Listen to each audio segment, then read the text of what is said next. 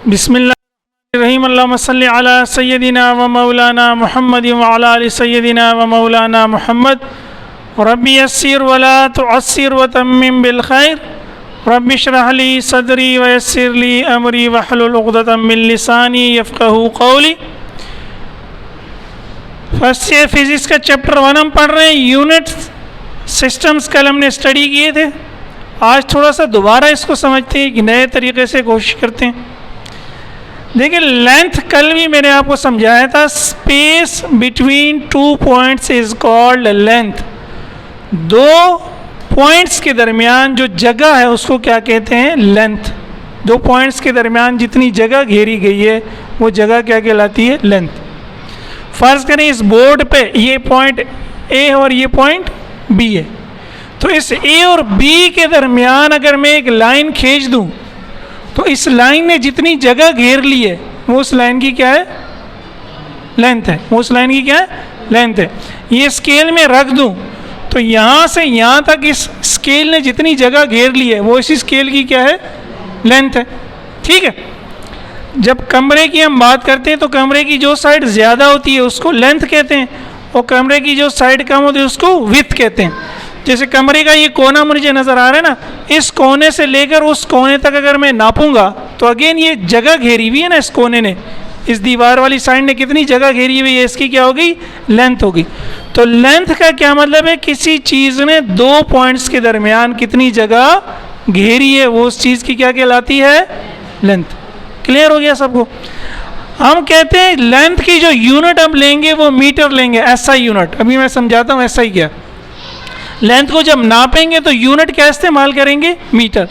Metre क्या चीज़ है? Metre साइंसदानों ने कहा कि भाई एक उन्होंने रॉड दे दी पूरी दुनिया को। उन्होंने कहा ये जो रॉड है ये पूरी दुनिया के लिए क्या है? एक मीटर है। ये पाकिस्तान में भी इतना 1 मीटर होगा, इंडिया में भी इतना 1 मीटर होगा, अमेरिका में भी इतना 1 मीटर होगा। समझ आ गई बात? अब फ़र्ज़ करें ए से किसी जिस्म ने चलना शुरू किया और बी पे वो पहुंच गया। फ़र्ज़ करें ए, ठीक है, एक पॉइंट है और बी दूसरा पॉइंट है। पैदल चलना आपने शुरू किया, साइकिल पे चलना शुरू किया, गाड़ी में चलना शुरू किया, लेकिन ए से आपने स्टार्ट लिया, बी पे आपने क्या किया? फिनिश किया। अब ए से बी तक आप चले। जब आप चल लेते हैं, जैसे मैं यहाँ इस कमरे के एक कोने से दूसरे कोने तक जाऊँगा तो मैं क्या कहूँगा? मैंने 1 मीटर, 2 मीटर, 3 मीटर फासला तय किया। तो बेसिकली ये है तो लंबाई, लेकिन जब हम चल लेते हैं, जब हम एक जगह से दूसरी जगह चले जाते हैं तो फिर हम उसको लंबाई नहीं कहते, उसको क्या कहते हैं? फासला कहते हैं। होती तो लंबाई है ना। नापूंगा कैसे मैं?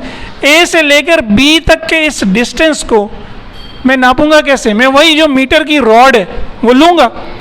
मैं कहूँगा ये 1 मीटर है, फर्ज करें वो जो मेरी रॉड है मीटर की वो ये है। सही है।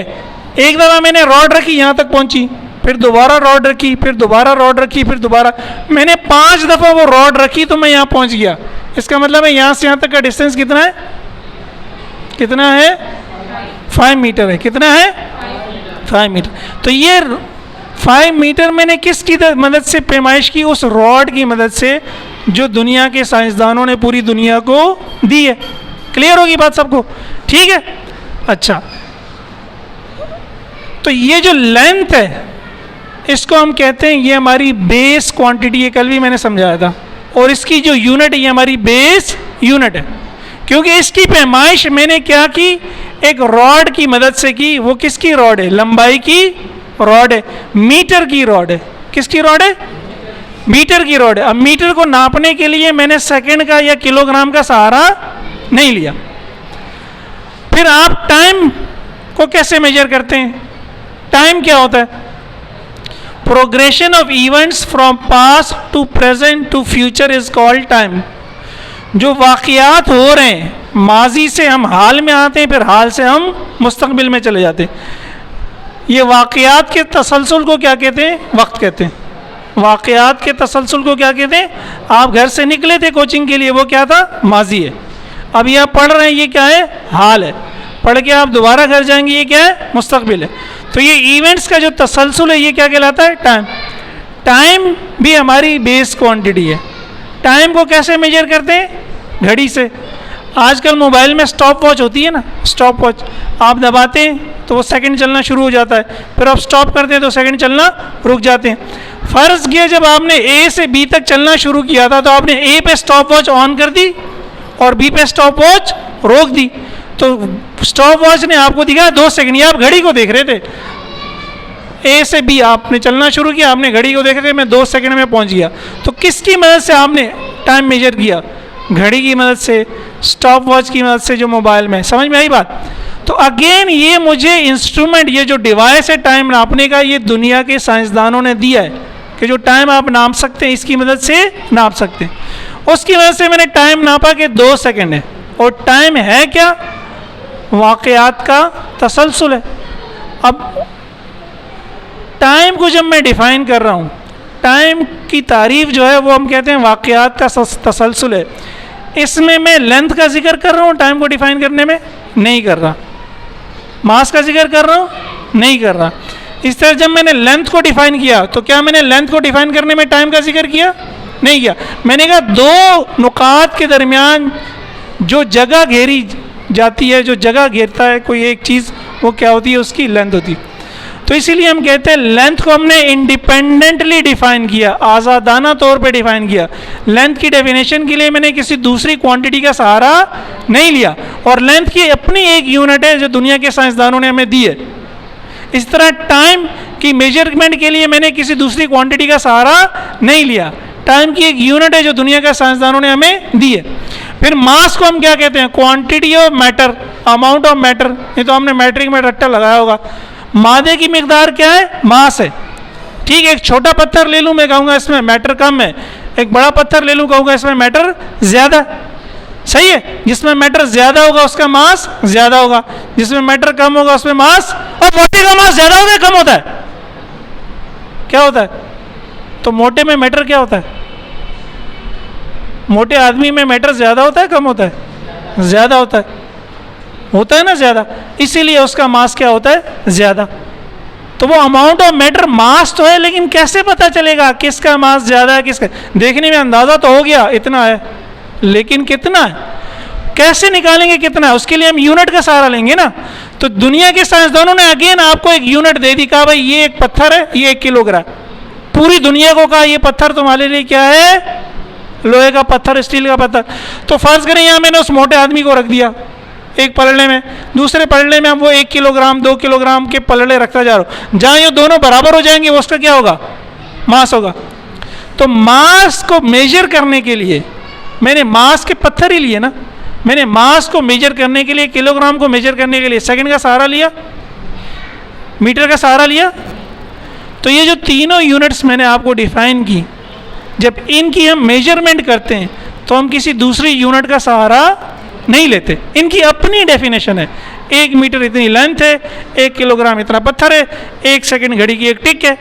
क्लियर हो गई? इसको हम कहते हैं बेस यूनिट्स। इसको हम क्या कहते हैं? बेस यूनिट या फंडामेंटल यूनिट्स। कल जिसकी मैंने डेफिनेशन पूरी लिखी थी, जिसको डिफाइन करने के लिए हम दूसरी यूनिट्स का सहारा नहीं लेते, उनकी अपनी डेफिनेशन है, वो बजाते खुद डिफाइन होती हैं। ठीक है? तो ये जो मैंने 3 डिफाइन किए हैं, ये वही बेस यूनिट्स हैं। ये तीनों क्या है? बेस यूनिट्स हैं। Metre, second, kilogram. मीटर किसकी यूनिट है? लेंथ की। सेकंड किसकी यूनिट है? टाइम की। किलोग्राम किसकी यूनिट है? तो लेंथ, मास और टाइम बेसिक क्वांटिटीज हैं, और मीटर, सेकंड और किलोग्राम बेसिक यूनिट्स हैं। जिस क्वांटिटी के आप यूनिट लेते हैं वो बेसिक क्वांटिटी होती है, और उसकी यूनिट क्या होती है? Basic unit. अब एक डेफिनेशन और देखें। ये एक डेफिनेशन है। डेफिनेशन कहते हैं तारीफ को जिसका आप मैथमेटिकली कोई फॉर्मूला निकालते नहीं है, बस आप बयान कर देते हैं। आप कहते हैं कि स्पीड को या डिस्टेंस को टाइम से डिवाइड कर देंगे और हम इसको कहेंगे स्पीड। डिस्टेंस ऊपर लिखें, टाइम नीचे लिखें, और इसको हम नाम क्या देंगे? स्पीड। या distance per unit time is called speed.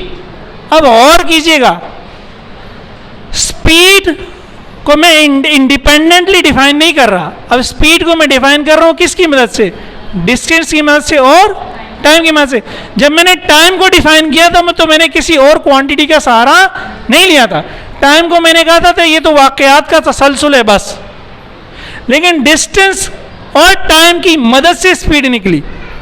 अगर डिस्टेंस और टाइम ना होते तो स्पीड भी, तो स्पीड मजबूर है अपनी डेफिनेशन के लिए किस पर, डिस्टेंस पर। और तो इसको हम कहते हैं ये डिराइव्ड है। ये क्या है, ये निकली है, किससे निकली है, डिस्टेंस से। और डिस्टेंस से। और अगर मेरे पास डिस्टेंस ना हो और टाइम ना हो तो क्या मैं स्पीड डिफाइन कर सकता हूं, नहीं कर सकता। तो स्पीड डिराइव क्वांटिटी है, इसकी जो यूनिट होगी वो भी क्या होगी, डिराइव यूनिट होगी। ठीक है। अब डिस्टेंस बेसिकली लेंथ ही है, अभी मैंने आपको समझाया ना। मैं इस कोने से उस कोने तक जब चल लूंगा या इस कोने से उस कोने तक चल लूंगा, अगर इस कमरे की लंबाई 10 मीटर है और मैं यहां से वहां चल के चला जाऊंगा तो मैं कहूंगा मैंने 10 मीटर फासला तय किया। तो जब आप लंबाई चल लेते हैं उसी को क्या कहते हैं, distance. The length covered is called distance. Distance length का ही दूसरा नाम है। तो डिस्टेंस कोई नई चीज नहीं है, डिस्टेंस लेंथ ही है। डिस्टेंस क्या है, तो हमने लेंथ और टाइम की मदद से स्पीड डिफाइन की। अब जैसे कि मैंने कहा था यहां से यहां तक हमने डिस्टेंस नाप लिया या लेंथ नाप ली 5 मीटर, और मुझे यहां से यहां तक जाने में टाइम लगा 2 सेकंड, घड़ी में मैंने देखा, तो मैंने डिस्टेंस ऊपर रख दिया, टाइम 5/2 क्या हो जाएगा, 2.5। डिस्टेंस की यूनिट क्या होती है, मीटर। टाइम की यूनिट क्या होती है, सेकंड। तो 5/2 तो 2.5 आ गया, लेकिन यूनिट क्या है, ऊपर मीटर है और नीचे, तो ये मीटर पर सेकंड कहां से आया, डिस्टेंस की यूनिट से मीटर आया, टाइम की यूनिट से। तो ये मीटर पर सेकंड को हमने डिफाइन कैसे किया, मीटर की मदद से और सेकंड की मदद से। मीटर पर सेकंड किन दो चीजों से मिलके बना, मीटर से और सेकंड से। अगर मेरे पास ये मीटर की रॉड ना हो और मुझे घड़ी की टिक मालूम ना हो कि ये 1 सेकंड है, तो क्या मीटर पर सेकंड निकल सकता है, नहीं निकल सकता। तो मैंने मीटर से और सेकंड से क्या निकाला, मीटर पर। तो मीटर पर सेकंड अपनी डेफिनेशन के लिए मोहताज है मीटर का और सेकंड का। तो ये क्या हो गई, डिराइव हो गई। ये क्या हो गई, किससे डिराइव हुई, मीटर से और सेकंड। सही है। तो डिराइव क्वांटिटी, या एक एग्जांपल और ले लेना।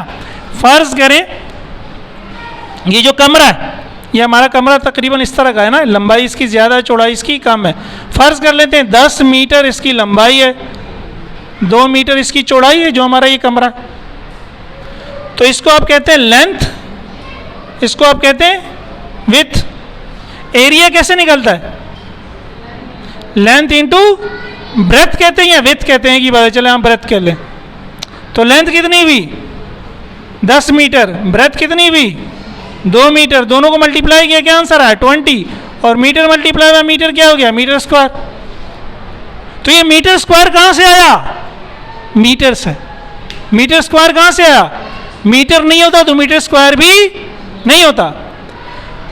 तो लंबाई ज़रब चौड़ाई एरिया आया।